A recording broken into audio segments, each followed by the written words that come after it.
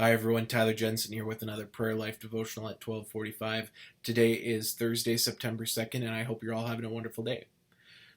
I would like to provide evidence of divine intervention in the world. Yesterday I was wondering, okay, what am I going to do for tomorrow's Prayer Life devotional? And kind of just thinking, okay, what topic can I rehash that we haven't used recently. And then as I was thinking about that, a post from my good friend Wyatt popped into my Facebook feed, and just a little bit of information. Wyatt is one of those people who really enjoys the outdoors and is one of those crazy people who enjoys doing rock climbing and mountaineering. I am not one of those people. I prefer to keep my feet firmly planted on the flat ground,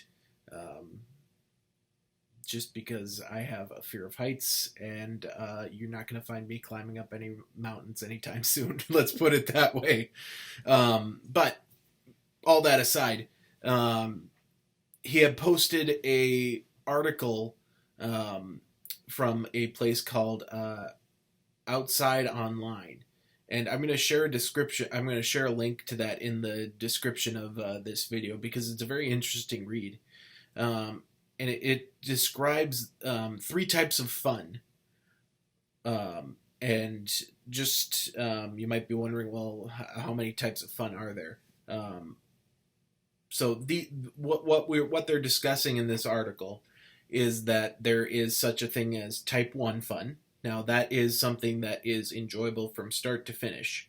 Then there's another one that they call type 3, that it seems fun in concept, but then when you actually do it, it's not all that great. And finally, I had skipped over it because I wanted to save the best for last, or at least the topic of this video for last, is type 2 fun. Now, that is something that is a struggle and a slog, and it's just a miserable experience while you're doing it.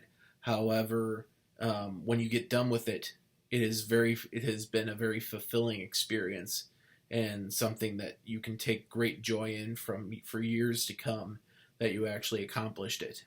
And in this article, they use the example of people who do like long distance hikes or runs, like marathons or Ironman runs or walks, and just how, despite how miserable the experience is, like their feet are swelling, they have to cut open their feet or their shoes, not their feet, their shoes, to alleviate swelling and whatnot. After they're done, it has just been such a fulfilling experience for them, and one that they take great joy in. And so I thought that made a great deal of sense to connect that to what we are called to do in many cases as Christians, because we're called to have service to our neighbor, to love our neighbor as we love ourselves. And that includes service projects and whatnot. And depending on who you do it with, service projects can be quite a fun experience. However, I think anybody who has ever done a service project, or a number of them, can definitely think back to ones that were just miserable while you were doing it. I think of some of the things that we did when I was a high schooler here at the church, going out and fixing up the cemetery in Wadena. It was hot. It was dragging around trees and whatnot that had fallen over in a tornado. We were helping with a renovation project for on a house that was in some cases a miserable slog, to tear stuff down and put it back together. but it's still something that I think of to this day, and I have fond memories. One, because of the people that I did it with, and two, because it was just such, both of those were such fulfilling experiences, to be able to do that, to help another person, and or other people. And so, I think that's something that we need to keep in mind, is that these service projects that we do are like these Ironman or marathon runs, where it is difficult, and it can be difficult. It can be a slog as you go through it. However, when you get to the finish line, you're going to have such joy that you were able to do this fulfilling experience.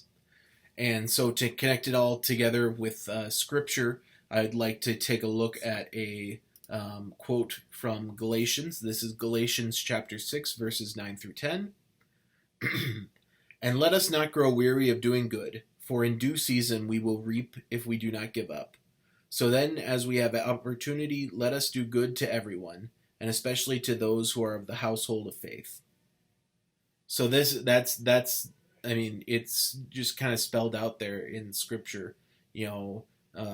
Doing good for others and doing the right thing. It can sometimes be difficult at the time, but it will be a fulfilling and joyful experience once you have completed it.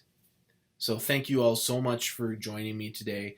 I hope you all have a wonderful rest of your day. I hope you all have a wonderful weekend, and we will see you next time. Thank you so much. Bye.